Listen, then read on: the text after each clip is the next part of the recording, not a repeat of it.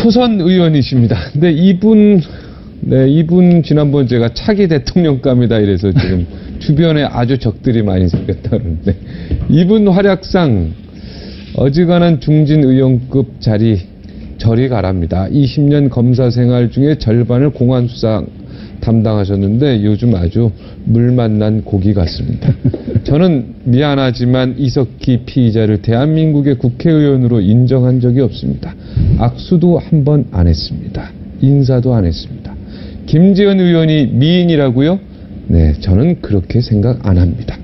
이렇게 자기 의견 정확히 하시는 말씀 하나하나 말 그대로 돌직구입니다.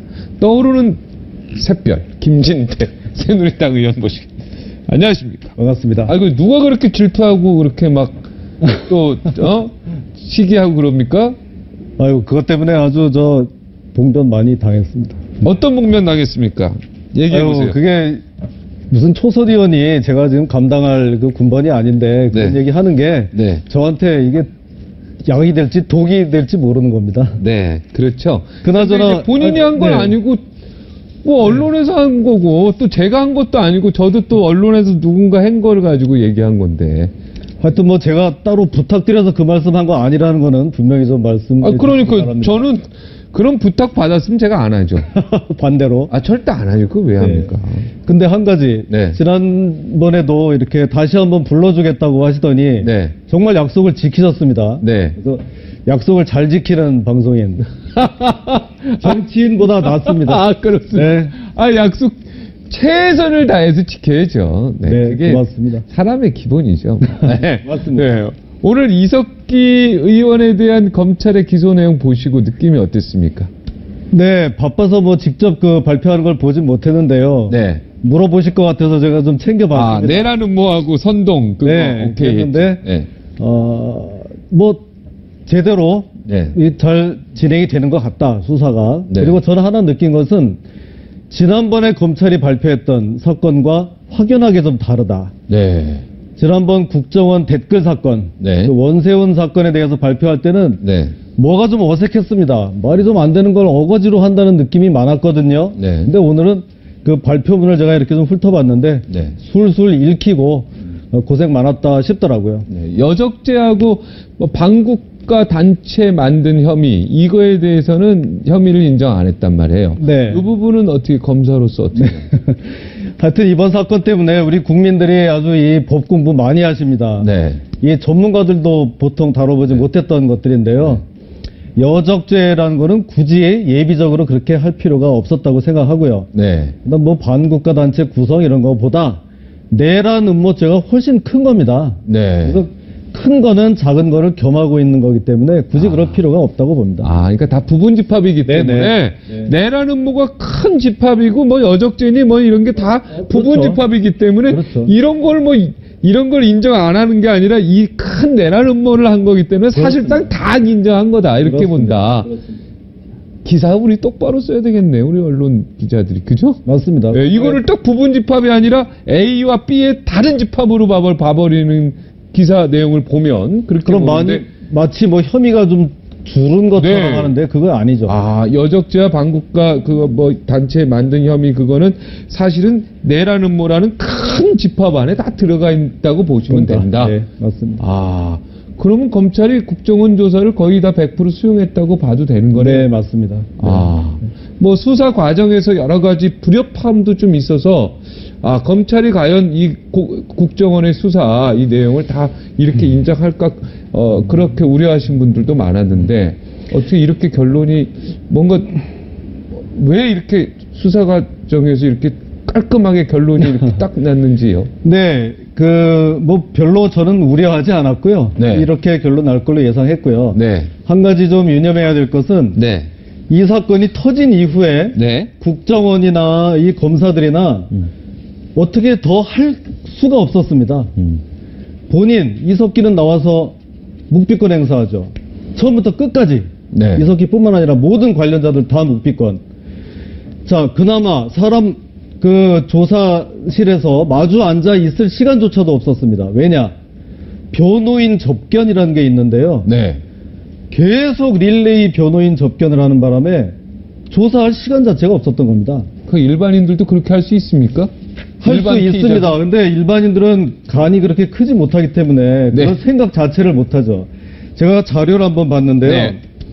매일 아침 출근하면서부터 변호인이 옵니다. 네. 와서 거의 해질 무렵까지 합니다. 하루에 보통 8시간씩. 변호인 만나는 시간이 8시간입니다. 자, 9월 6일, 7일, 8일 계속 그랬고요. 9월 9일 날 한번 9월 11일 날 보니까 아침 9시 반에 변호인이 와서 면접하다가 오후 2시에 끝났더라고요. 야, 웬일인가 했습니다. 네. 이제 오후에는 좀 조사할 수 있겠나 보다 했더니 40분 있다가 변호인 또 접견 시작됩니다. 네. 그 저녁 때까지. 이러니 뭐 어떻게 조사를 합니까?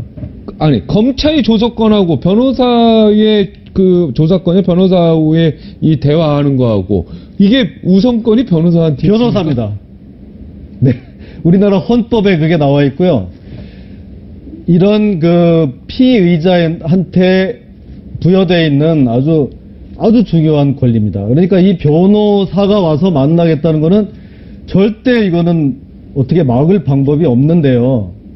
자, 그래서 이렇게까지 하라고 이게 우리 헌법에 이걸 넣는 거는 아니겠죠. 그래서 정말 요번에 이거 보니까 아침부터 저녁까지 하루 8시간씩 계속 변호사만 면담하다가 수사가 끝난 겁니다. 그래서 이거는 다른 나라에 그걸 봐도 이렇게 중대한 사범일 경우에는 횟수나 시간을 제한하는 법이 있더라고요. 네. 그럼 우리도 이번 기회에 이거 좀 검토를 해봐야 되겠습니다. 횟수 제한. 네. 시간 제한. 일반인들은 이거 꿈에도 못 꾸는 거 아닙니까?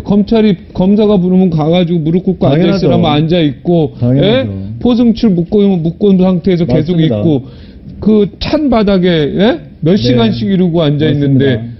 변호인 막 계속 수시로 들어와서 변호사랑 그러니까요. 얘기하고, 이거 헌법으로 규정되어 있고, 검찰의 조사권보다 더 우선이다. 맞습니다. 야. 이게 참 재밌는 게 우리나라 헌법 질서를 부정하는 세력이 자기의 권리를 찾을 때는 법전에 나와 있는 구석구석을 찾아서 전부 다 이거를 이용한다는 겁니다. 이런 맹점을 이용하는 거죠. 네. 그럼 이번에 어떻게 이 횟수 제한하고 이런 거 이제 국회의원 되셨으니까 이거 입법하실 예정입니까? 그거 말고도 할 게 하도 많아서 차차 계획을 세워서 준비하겠습니다. 차차 계획? 네. 지금 뭐부터 해야 됩니까? 입법을 지금 가장 급한 게.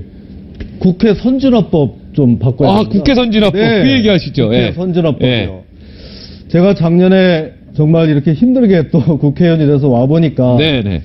국회 다수당이 되지 않았습니까? 네네. 우리 새누리당. 네. 야, 정말 꿈에 그리던 우리 다수당이 됐구나. 네. 근데 와보니까 마음대로 할 수 있는 게 없어요. 네. 요번에 우리 김한길 대표 이제 원내에 들어오면서 첫 번째 일성이 뭡니까? 새누리당에서 하려는 거 단 한 건도 법률안 협조하지 않겠다. 이게 소위 국회 선진화법이라고 하는 것에 60% 이상의 요건을 갖춰야 처리되도록 되어 있는 이거를 활용하는 겁니다. 이래서 우리 민주당이 소수면서도 다수당인 우리 새누리당을 협박하고 저희만 협박을 당하면 그나마 낫겠습니다. 우리 당을 다수당으로 만들어 주신 이거는 국민을 상대로 협박하는 겁니다. 지금 뭐 과반수 출석에 과반수 찬성이면 법안 통과하는 거 아닙니까? 저 그렇게 배웠는데. 그렇게 돼야 되죠. 당연히 네. 그렇게 알고 저도 들어왔는데 와보니까 국회법에 네. 60%가 넘어야 처리가 된다. 그게 무슨 말입니까? 그런 게 여기저기 있습니다. 60%가 넘어야지 법안이 처리된다. 네. 민생 법안도? 네, 모든 법안이요. 모든 법안이. 제가 그렇게 거의 그러니까 헌법을 바꿔야 되네 그러면은. 헌법에 위배되는 거 아닙니까? 모든 저 법안이 국회에 이렇게 상임위에서 돼 있는데 여기서 계속 가지고 있으니까 이거를 좀 빨리 넘기려고 할 때, 본회의로 넘기려고 할 때 5분의 3의 의결이 필요합니다. 상임위에서. 국회 본회의는 과반수 출석에 과반수 찬성인데. 그렇죠. 상임위, 그 이전에 상임위를 반드시 통과해야 되는데 상임위에서 5분의 3. 네. 60%. 그거를 못하면 본회의장에 들어가 보지도 못하는 거죠. 이야. 그리고 옛날에는 그럴 때를 대비해서 국회의장이 바로 직권 상정하는 게 있었는데 이번에는 여야 합의가 없으면 직권 상정을 못하게 이렇게 되어 있습니다. 그러니까 우리 시민들이 얼마나 요새 현명합니까? 이 법부터 바꾸라는 얘기를 저도 많이 들었거든요. 그래서 이 법을 바꾸려면 그 요건을 거쳐야 됩니다. 그러니까 야당이 반대하면 또 바꾸기가 힘들죠. 네. 그래서 저희도 지금 그걸 좀 연구를 하고 있는데요. 어떤 좀 국가 비상사태 같은 경우에는 이걸 할 수가 있고요.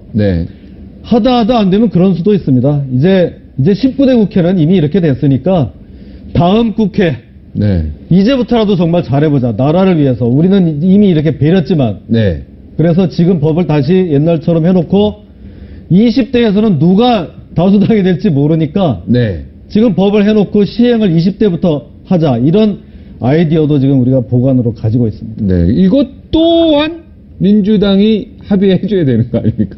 20대부터 하자, 이것도. 일단은 그렇습니다. 이것 자체도 안 해줄 것 같은데, 민주당.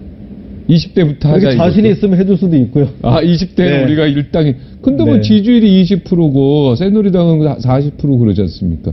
확률적으로 이걸 제가 민주당 협상자면 안 할 것 같아요. 자꾸 그렇게 얘기하시면 더 안 해줍니다. 그렇습니까? 있다고 해야 됩니까? 해주시기 바랍니다. 네, 알겠습니다. 19대 지금 민생법안 통과율이 매우 저조하지 않습니까? 11%. 이게 바로 그 선진화법 때문에 그런 거다. 이거죠. 맞습니다. 합의가 안 되면 안 되기 때문에 그런 것도 있고요. 그리고 들어와서 일한 날짜가 얼마 되지가 않죠. 돌이켜보면, 작년에 국회 열면서부터 등원을 안 해가지고 몇 달 흘려갔죠. 저희가 그때 세비도 한 달치 반납한 기억이 나는데요. 그러다가 또 금년에 새 정부 출범하니까 정부 조직법 가지고 또 53일 동안 야당에서 협조 안 해가지고 못 들어왔죠. 이제 또 국정조사 끝나가니까 또 이제 밖에 나가가지고 좀 정기국회 지금 못하고 있죠. 이런 뭐 일을 하려고 해도 할 시간이 어디 있습니까? 그러다가 국회의원들이 법안은 자꾸 쏟아냅니다. 자기 실적을 위해서 그렇습니다. 법안 자꾸 쏟아내고 발의는 해놓고 처리는 그중에 11%만 되는. 이거 정말 문제죠. 18대도 근데 12%밖에 안 됐네요. 17대는 23%. 저기 통계가 나오는군요. 지금 선진화법이 18대 때 만들어진 거죠. 아닙니까? 19대에서 이제 18대 마지막에 만들어졌죠. 마지막에. 그리고 저 통계가 저렇게 된 거는요. 그게 하나 있습니다. 어떻게 해서 17대에 비해서 거의 지금 반으로 떨어졌냐? 18대, 19대가. 이거는 이 분모가 2배로 늘어난 겁니다. 분모가. 발의한 건수가 갑자기 2배가 된 겁니다. 17대에 비해서. 그러니까 어떤 그 매체에서는 제가 저 문제를 제기했더니 어떤 좌파 매체에서는 야 김진태 의원 봐라. 저 지금 우리 19대 국회가 이렇게 많이 일을 하는데 발의한 건수가 17대에 비해서 2배인데 저런 식으로 좀 저 매도를 한다. 이렇게 저를 또 공격을 하는데요. 법안을 많이만 내면은 잘하는 걸까요? 아니죠. 어떻게 절대 아니죠. 그거 말이 안 되죠. 룰을 우리 법을 자꾸 바꿔 대면요. 안 되죠. 통계를 내보니까 하루에 법안이 15개가 제출됐습니다. 토요일, 일요일 포함해서요. 이거 헷갈려서 국민들이 어떻게 삽니까? 이렇게 복잡하면요. 법 너무 많으면 안 되죠. 국민이 살 수가 없습니다. 바둑 두십니까? 바둑. 바둑 좋아합니다. 장기는요? 장기도 아주 좋아합니다. 어떤 게 더 재밌습니까? 바둑이 재밌습니다. 역시 잘하시는군요. 룰이 어떤 게 더 간단합니까? 바둑이 더 간단하죠. 돌아서 전부 포위해가지고 두 집만 안 넣으면 이기는 거죠. 장기는 얼마나 말마다 복잡합니까? 룰이 간단해야 더 재밌는 겁니다. 국민들도 숨을 쉬고 살 수가 있습니다. 그러니까 제 얘기는 법안은 꼭 필요한 것만 내서 꼭 필요한 거니까 반드시 통과시키자. 이것저것 자기 실적을 위해서 막 질러놓고 아니면 말고식. 이건 정말 하지 말자. 이주입니다. 저는. 그러니까 자꾸 차기 대통령감 얘기가 나오는 거예요. 또 그러시네. 제가 볼 때는 지금 말씀하신 대로 그렇게 국회가 운영이 돼야 돼요. 그리고 국회의원들이 사심을 버려야 됩니다. 근데 아까 그 말씀은 좀 이제 알겠습니다. 알겠습니다. 그 이야기 이제 그만하겠습니다. 묵비권 행사가 이 공안검사 생활하셨지만 묵비권 이거 행사하는 게 본인한테 유리합니까? 불리합니까? 불리하죠. 검사한테는 묵비권 행사하면 불리하다. 아니 범인한테 불리하죠. 범인한테. 그러니까 범인한테 불리하다고. 자, 절도범이 잡혔습니다. 와가지고 경찰서에서 너 이거 훔쳤지? 대답 안 하고. 안 훔친 거냐? 그래도 대답 안 하고. 이거 뭡니까 도대체? 어떻게 그 억울한 사람이라고 인정해주기가 힘들겠죠. 그러면은 손이 올라가죠. 그러면 절대 안 되죠. 절대 안 되죠. 그렇지만 그것도 이 범인에게 주어진 권리입니다. 그걸 가지고 뭐라 하면 안 됩니다. 그러니까 재판에 가서도 꼭 뭐 불리하다 유리하다 말할 수는 없는데요. 네. 판사들도 사람이지 않습니까? 네. 근데 여태까지 입 꽉 닫고 아무 얘기 안 한 사람을 어떻게 더 이뻐해 줄 수가 있겠습니까? 네. 그리고 역사적으로는요, 이게 자백이 증거의 왕이던 시절에 뭐 내 죄를 내가 알렸다, 불어라 이렇게 할 때 자백만 나오면 모든 게 끝나니까 그거는 네. 뭐 동양이나 서양이나 똑같습니다. 이러던 시절에 고문이 나오는 거죠. 네. 그러니까 여기에 너무 우리 시민들이 거기에 피해를 입으니까 그냥 말 안 할 수 있게 해주자. 이런 오랜 우리의 그 역사적으로 이런 게 생겨난 겁니다. 네. 지금 이석기 같은 사람이 이거 써먹으라고 나온 게 아니거든요. 네. 그러니까 묵비권은 어떻게 보면 판사도 인간이기 때문에 그렇죠. 판사한테 결코 묵비권이 좋은 영향을 미칠 수가 없다. 그렇죠. 네. 그리고 그 묵비권 지금 국정원 검찰에서 계속 말 안 하고 있는데요. 자기들 그 투쟁 지침서에 나와 있습니다. 말하지 마라. 잡히면 말하지. 잡히면 말하지 마라. 지금 이석기가 검사한테 이거 왜 내 사건을 조작하고 날조했습니까? 네. 이렇게 말할 수 있겠습니까? 네. 자기도 낯이 있는데 네. 그러니까 거기서는 차라리 그냥 가만히 있다가 법정에 가서는 좀 얘기할 겁니다. 네. 거기서는 사람도 방청도 하고 하니까 이제 투쟁의 장으로 또 활용하는 거죠. 네. 좀 어려운 질문이지. 곤란한 질문. 우리 최동욱 검찰총장 이야기 좀 해야 돼. 야, 이게 야당에서는 이게 무슨 이거 사생활 문제 가지고 뭐 그러냐 그렇게 얘기하시는 분도 있고, 예, 이게 무슨 뭐 도덕성 이게 불법이냐 뭐 이렇게 얘기하는 분도 있고, 또 청와대 배우설 뭐 이런 이야기도 있고. 자, 우리 김진태 의원은 여야를 떠나서 또 검사 후배를 떠나서 객관적으로 이 사건 어떻게 보십니까? 제가 그래서 지난번에도 물어보시길래 이게 워낙 개인적인 문제고 좀 치사한 문제라서 답변을 좀 안 하려고 했는데 이제는 제가 얘기하겠습니다. 왜냐하면 그 전까지만 몇 주 전까지만 해도 이게 개인적인 문제였습니다. 근데 지금 어디 그렇습니까? 안 되죠. 이번에 제가 추석 연휴 때 제 지역구 강원도 춘천에 갔더니 우리 지역민들이 다 얘기를 하는데 이석기 사건을 얘기 안 합니다. 다 최동욱 총장만 얘기를 합니다. 저 정말 가슴이 아팠습니다. 이석기 이렇게 중요한 사건에 대해서 우리 시민들도 많이 알아야 되는데 벌써 약간 관심 밖으로 가고 최동욱 총장의 애가 맞냐 아니냐 온통 이 얘기만 합니다. 나라 전체가 썬데이 서울이 지금 돼버린 겁니다. 이러니 어떻게 합니까? 거기다가 우리끼리만 그러면 그나마 다행인데요. 지난번 이석기 사건 때문에 북한의 통일전선 부장 김양건 부장이 실각 위기까지 몰렸다는 겁니다. 너 이거 관리 제대로 잘못해가지고 이거 우리의 지금 실체가 다 드러나게 됐어. 책임져. 실각 위기까지 몰렸는데 최동욱 총장 사태로 기사 회생하고 있다는 겁니다. 그런 징후가. 김양건 부장이. 김양건, 북한의 김양건 부장이. 이거는 뭐냐. 지금 종북 좌파 세력이 지금 이석기 사건으로 코너에 몰리다가 최동욱 사건 이거로 계속 청와대 국정원 흔들기 나서라. 아주 좋은 불씨를 던져준 거죠. 이 정도 됐으니까 이젠 이건 개인적인 문제도 아니고 검찰 조직 지금 굉장히 불안하죠. 검사들은 아마 이거 빨리 좀 사표 수리하고 끝냈으면 할 겁니다. 그렇지만 이대로 덮을 수는 없다. 이제는 워낙 이게 커지고 지금 북한에서까지 지금 불씨를 자꾸 피려고 하고 있기 때문에 진상을 밝혀야 된다는 입장입니다. 그리고 정정보도 청구 소송이 맞냐, 명예훼손 소송이 맞냐, 이거 가지고도 제가 만난 법조인들은 당연히 명예훼손 소송해야 된다고 주장하시는 분들이 있고. 당연하죠. 당연합니까? 당연하죠. 법조인으로는. 계속 우리 시민들은 이런 법 공부해야 됩니다. 좀 짜증나는 일입니다. 평생 이런 거 모르고도 잘 살아야 되는 거 아닙니까? 자, 이런 일이 생겼을 때 어떤 게 제일 확실한 거냐? 그 답은 2007년 우리 당시 한나라당 경선 때 박근혜 후보에게 있습니다. 숨겨놓은 아이가 있다. 의혹이 제기됐습니다. 그때 박근혜 후보가 보인 반응은 애 데려와라. 내가 유전자 감식 해주겠다. 쑥 들어갔습니다. 지금 최동욱 총장도 그렇게 해야 되는 거 아닙니까? 그게 사실이든 아니든 이 정도 되면 해서 밝혀야 되는데요. 아이를 데려와야 되는데요. 그럴 의지가 좀 없는 거로 보입니다.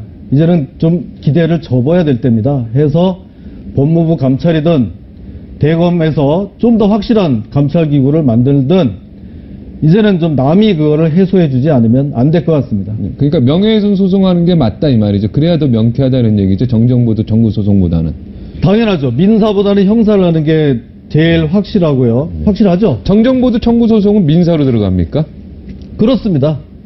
민사보다는 형사로 하는 게? 형사로 해야 형사 최동욱 총장이 그 임모 여인이나 조선일보를 형사 고소만 하면 바로 법원에 그 검증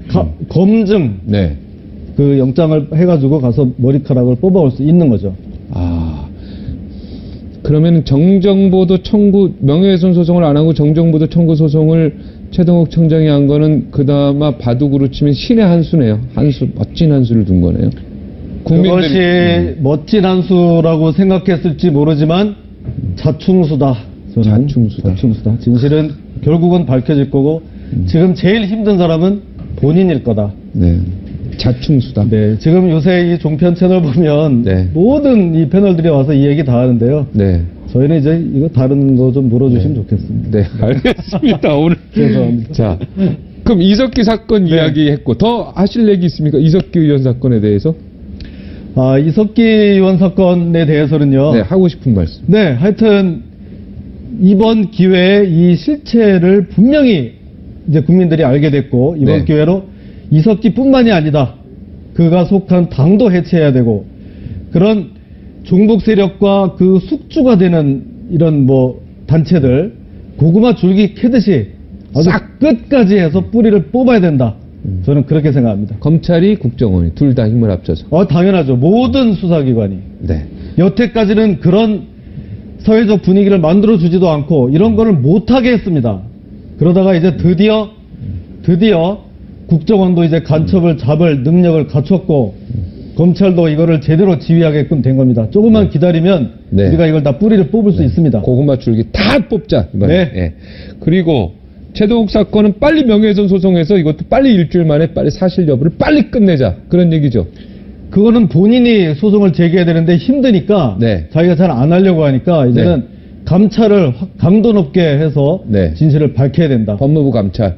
법무부 감찰이 이번에 검찰총장 처음으로 한 부분에 대해서 굉장히 이게 처음인 거고 있을 수 없는 일이라고 검찰이 나오고 있는데 이 부분에 대해서는 그게 자꾸 야당이 이제 얘기해가지고 우리 박종진 앵커조차도 지금 약간 판단이 지금 좀 흐려지게 됐는데요. 처음이 아닙니다. 아닙니까? 처음이 아닙니다.